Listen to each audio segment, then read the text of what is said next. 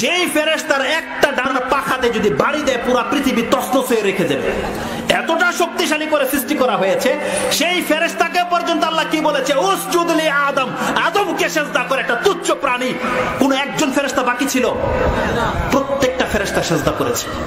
কোন অহংকার এটা করে? তার মানে আল্লাহ সুবহানাহু ওয়া তাআলার কাছে সেই জিবরাইল পর্যন্ত অহংকার করে না। কাকে সিজদা করতে বলা হয়েছে? বর্তমান যুগের 3.5 হাত মাটি।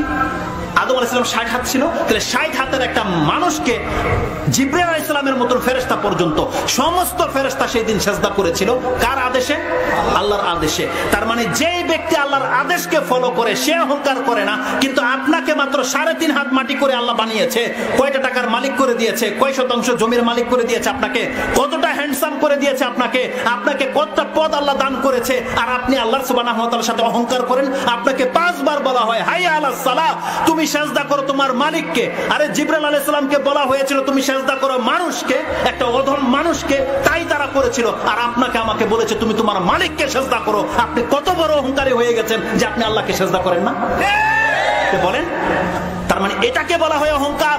আল্লাহ এই জন্য অহংকার শব্দটা ব্যবহার করেছে, ওয়ালা ইস্তাকবিরুনা আন ইবাদাতি, তারা আল্লাহর ইবাদতের ক্ষেত্রে অহংকার প্রদর্শন করে না বান্দা। কিন্তু তুমি 3.5 হাত মাটি হয়ে তুমি আল্লাহর সামনে অহংকার করো। আপনি শুধু পয়সাওয়ালাকে অহংকার ভাবেন, আপনারা প্রত্যেকটা অহংকারী আমরা যারা আল্লাহ সুবহানাহু ওয়া তাআলার ইবাদত করি না। আপনি কোন সাহসে আপনি দাঁড়িয়ে ফেলে দিতে পারেন বলেন? এটা তো অহংকার নয় তো কি? যে দেখে নেব আল্লাহ আমাকে কি করে, এটাই তো তার জবাব নয়। আপনি কেন পর্দা করেন না? আপনি নির্ভীক হয়ে গেছেন আল্লাহ সুবহানাহু ওয়া তাআলার কাছ থেকে যে আল্লাহ আমাকে ধরে কেন নেয় না, এটাই তো ভেবেছেন। আপনি জানেন কেন আল্লাহ আপনাকে ধরে নেয়? পাপের কারণে। আল্লাহ সুবহানাহু ওয়া তাআলা বলছেন প্রত্যেকটা বস্তুকে আমি একটা নির্দিষ্ট সময় দিয়ে রেখেছি বান্দা।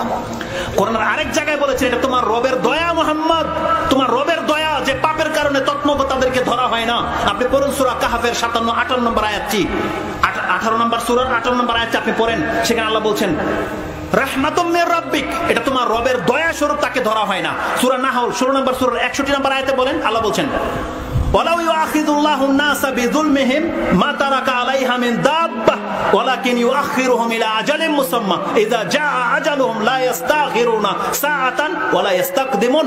আল্লাহ বলছেন কোন ব্যক্তির পাপের জন্য যদি আমি এক এক করে ধরে নিতাম তাহলে এই পৃথিবীতে একটা কীটপতঙ্গ পর্যন্ত বেঁচে থাকতে পারতো না। তাই আমি তাদেরকে ধরি না। আল্লাহ বলছেন প্রত্যেক একটা নির্দিষ্ট সময় পর্যন্ত সময় দেওয়া হয়েছে, যার কারণে আপনি পাপ করেও বসে আছেন।